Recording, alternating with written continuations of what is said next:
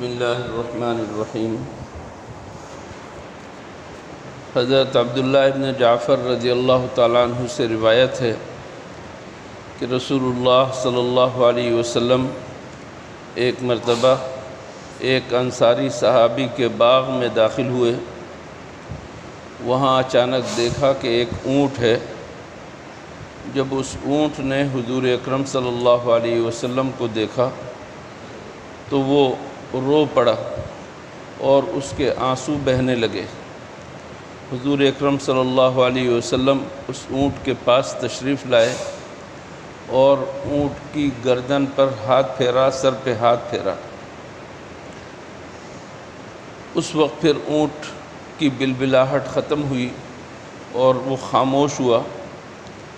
آپ نے پوچھا کہ اس اونٹ کا مالک کون ہے؟ یہ اونٹ کس کا ہے؟ انصار میں سے ایک نوجوان آگے آیا اور کہا کہ یا رسول اللہ، یہ اونٹ میرا ہے۔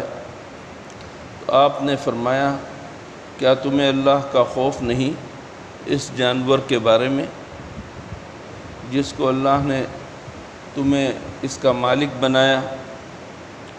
یہ اونٹ شکایت کر رہا ہے کہ تم اس کو بھوکا رکھتے ہو اور کام زیادہ لیتے ہو۔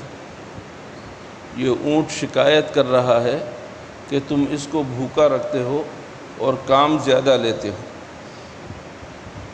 رحم کرنے والی حدیثیں میں آپ کے سامنے سنا رہا تھا کہ حضور اکرم صلی اللہ علیہ وسلم نے جو ہمیں رحم کرنے کی ترغیب دی ہے وہ صرف انسانوں تک محدود نہیں ہے، جانوروں تک، اور پھر جانوروں سے بھی بلکہ موذی جانوروں تک میں بھی رحم کرنا ان پر ضروری ہے۔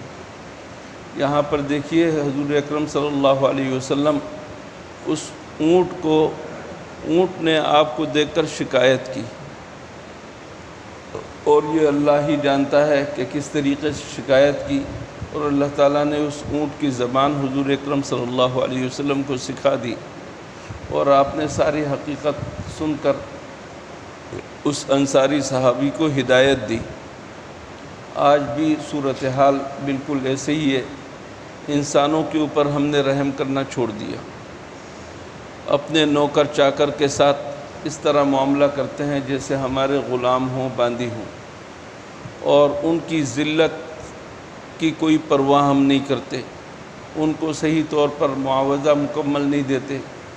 اسی طریقے سے جانوروں کے ساتھ بھی معاملہ ہے۔ اگر کوئی شخص ایک گدھا پال رہا ہو اور گدھا گاڑی چلاتا ہو تو اس گدھے کے ساتھ وہ اس قدر سلوک برا کرتا ہے کہ دیکھنے والا بھی رحم کرنے لگتا ہے، اس قدر اس کے ساتھ بدسلوکی کرتا ہے۔ جانور ہے، جاندار ہے، جان اللہ نے اس کے اندر رکھی ہے، اس کے اوپر رحم کرنا ضروری ہے۔ اللہ تعالی ہمیں ان باتوں پر عمل کرنے کی توفیق عطا فرمائے۔ اللہم لک الحمد لا نحصی الثناء علیک انت کما اثنیت علی نفسک۔ اللہم صلی علی محمد